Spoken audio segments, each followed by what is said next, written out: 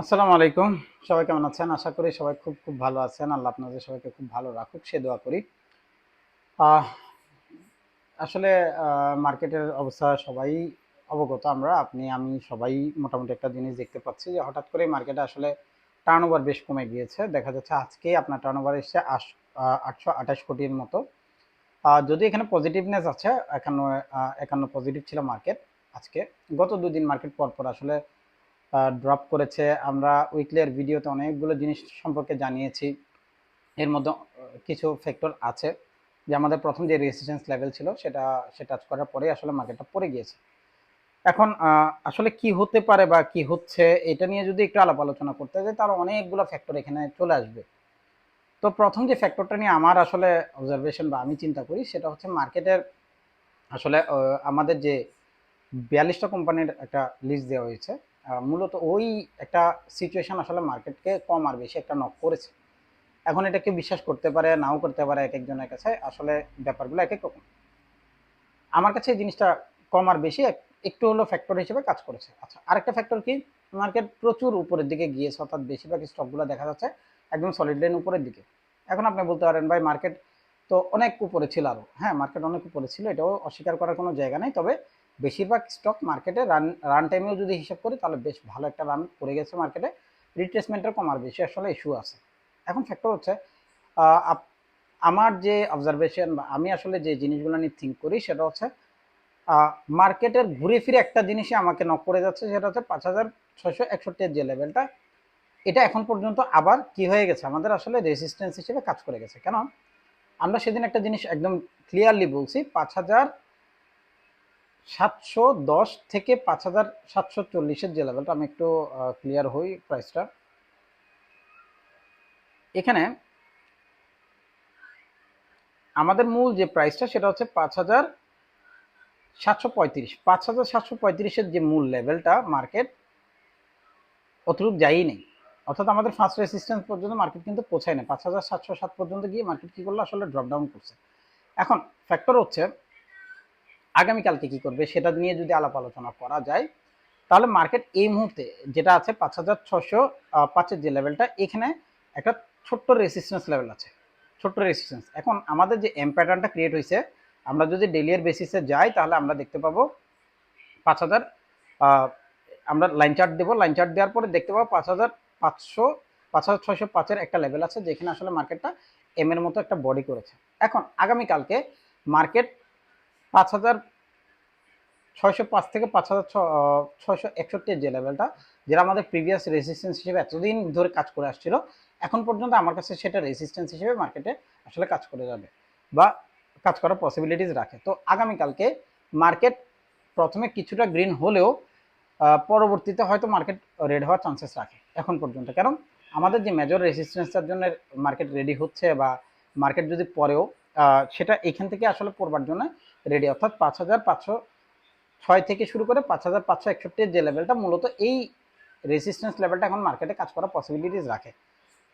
এবং পসিবিলিটিস রাখে বলতে মার্কেট এটা রেজিস্ট্যান্স হিসেবে আপাতত কাজ করবে। কত? ৫,৫৫০, ৫,৫৫০, ৫,৫০০ যে লেভেলটা, মূলত এই পর্যন্ত যদি মার্কেট বাইব্যাক মানে নিচে চলে আসে তাহলে আমরা অনেক বেশি অবাক হব না। এটার কারণ কি? এটার কারণ হচ্ছে মার্কেটে আনসার্টেনিটি আছে, আপনারা দেখতে পাচ্ছেন। মার্কেটে এখন অনেকগুলো ডিসিশনাল পয়েন্ট বাকি রয়ে গেছে যেগুলোর জন্য হতে পারে। এখন গত ২ দিন ভাই আমি কোনো ভিডিও পোস্ট করতে পারিনি। পারিবারিক, আপনি জানেন আমি আমার কি বলে ফ্রি গ্রুপে জানিয়ে রেখেছি, আমার বউ বাচ্চা সবাই অসুস্থ ছিল। আমি ২ দিনে বলিও নাই মার্কেট পড়বে। তো আমি না বলার পরেও যদি মার্কেট পড়ে, সেখানে কোনো প্যানিকের কাহিনী ছিল না। তো আমি বললে যে মার্কেট পড়বে এটারও কোনো গ্যারান্টি নেই। আমি বারবারই বলছি, মার্কেটে আমাদের যে বায়াসটা ছিল সেটা বায়ের জন্য ছিল। গত উইকের লাস্ট ডে আমরা জিনিসটা একদম ডিসক্লোজ করছি কেন ছিল। তো মার্কেট যেহেতু ওই জায়গাটা ফিল আপ করতে পারেনি, তো পসিবিলিটিস তাহলে কি থাকে, মার্কেট যেহেতু বাই করতে পারেনি তাহলে সেল করবে। মার্কেট সেটা করে গেছে। তো মার্কেট ৫,৫৬১, ৫,৬০০ যে ৬১ এর লেভেল, মূলত ওখান পর্যন্ত যদি যায় অবাক হওয়ার কিছু নেই। তবে মার্কেট ওখান থেকে কম আর বেশি আবার রিট্রেস করে নিচের দিকে আসবে। সে লেভেলটা কতটুকু হতে পারে, সেটা হচ্ছে ৫,৫৫০ যে লেভেলটা, মূলত এটা হবে আমাদের মেন টার্নিং পয়েন্ট। তার কারণ হচ্ছে এখানে একটা এরিয়া আছে ৫,৫৫০ থেকে ৫,৫২৫ এর একটা গ্যাপ। যে গ্যাপটার উপর মার্কেট ভর করে আবার উপরের দিকে যেতে পারে। তবে এখন যেহেতু এম প্যাটার্ন হয়ে গেছে, পসিবিলিটিস এখন পর্যন্ত হাই রয়ে গেছে, চান্স রয়ে গেছে আরেকটা গ্রিন ক্যান্ডেলের পর, অর্থাৎ আগামীকালকের ক্যান্ডেল যদি গ্রিন হয় সেটা অনেক বড় হবে না, এটা শিওর থাকেন, একদম শিওর দ্যাট এটা বড় হওয়ার কোনো চান্সেস নেই। সেটা 10, 20, 25, একদম যদি 30 হয় অনেক বেশি অবাক হবো না আমি। তো পরপর হয়ে গেল আমাদের দুটা ক্যান্ডেল। তাহলে আমরা যখন এম এর একটা বডি পেলাম, রিট্রেসমেন্ট দরকার ছিল, রিট্রেসমেন্ট পেলাম, ওখান থেকে মার্কেট ড্রপ করবে। তো রিট্রেসমেন্টও ডান। এখন রিট্রেসমেন্ট করে আরেকটা রিট্রেসমেন্টের জন্য হয়তো মার্কেট কিছুটা উপরের দিকে যেতে পারে। কালকে মনে করলাম মার্কেট গ্রিন, আমি মনে করতে পারি, 100% হবে গ্যারান্টি নেই, কিন্তু রেড হইতে পারে, এটার মোটামুটি একটা অ্যাজাম্পশন আমরা অলরেডি পেয়ে গেছি যে মার্কেট আবার 5550 লেভেল পর্যন্ত মার্কেট ড্রপ করতেছে। এখন আমাদের করণীয় কি? দেখেন ভিডিও লম্বা হচ্ছে, কিছু করার নেই, আমার জিনিসটা বোঝাতে হচ্ছে। তা আমাদেরকে এখন যেটা করতে হবে সেটা হচ্ছে যে কোনো ধরনের বাই করার আগে একটা জিনিস থিঙ্ক করতে হবে, মার্কেট আমাদের পজিশনাল এরিয়াতে আছে কিনা, অর্থাৎ বাইয়ের পজিশন আসছে কিনা। যদি বাইয়ের পজিশন আছে খুব ভালো, যেগুলো আপনি বাই কিনবেন আপনার নিজের রিস্কে, এখানে তার আমার কোনো কিছু নেই, আমি আপনাকে সর্বোচ্চ সতর্ক করতে পারি। আপনি যখনই কিনবেন বুঝে শুনে কিনেন যে এটা আপনার পজিশনাল বায়াসে আছে কিনা। কারণ মার্কেট এখন যখন ড্রপ করবে, বিশেষ করে দেখা যাচ্ছে আমরা যদি একটা সেক্টরের দিকে তাকাই, সেটা হচ্ছে ধরেন ইন্স্যুরেন্স সেক্টর। ইন্স্যুরেন্স সেক্টর কি করলো, একদম সলিড রান বাই করছে। তো ও যখন পড়বে, সে সলিডলি পড়ুক আর না পড়ুক, মোটামুটি গ্যাপ দিয়ে পড়বে। তো যখন পড়বে আপনাকে তো ওই জিনিসটা মাথায় রেখে আগাইতে হবে। সো আমি সকালবেলা একটা পোস্ট করছি, আপনারা দেখতে পারেন যে মার্কেট আসলে আমরা কোথা থেকে দেখা শুরু করব, ওটার জন্য একটা 50% গ্যাপ আমরা নেব। সো ওই পোস্টটা দেখেন, ওই পোস্টে আমরা জিনিসটা ক্লিয়ার করছি কিভাবে মার্কেটকে আসলে দেখা উচিত বা কোথা থেকে মার্কেট দেখা শুরু করব। যে বাকি যেখান থেকে সবাই মার্কেট দেখা শুরু করবে, আপনি ওখানের 50% আগে প্রফিটে থাকবেন। এখন আপনি বলতে পারেন ভাই আমি কি বলে পজিশনে নিয়ে আমি প্রফিট কেমনি করবো, সেটা কেমনি করবেন সেটার জন্য আপনাকে পোস্টটা দেখতে হবে। আগে পোস্টটা দেখেন, বুঝেন, না বুঝলে ওখানে কমেন্টস করেন, আমি আপনাদেরকে চেষ্টা করবো উত্তর দেওয়ার জন্য। তবে কথা দিতে পারতেছি না, মন মানসিকতা ভালো না।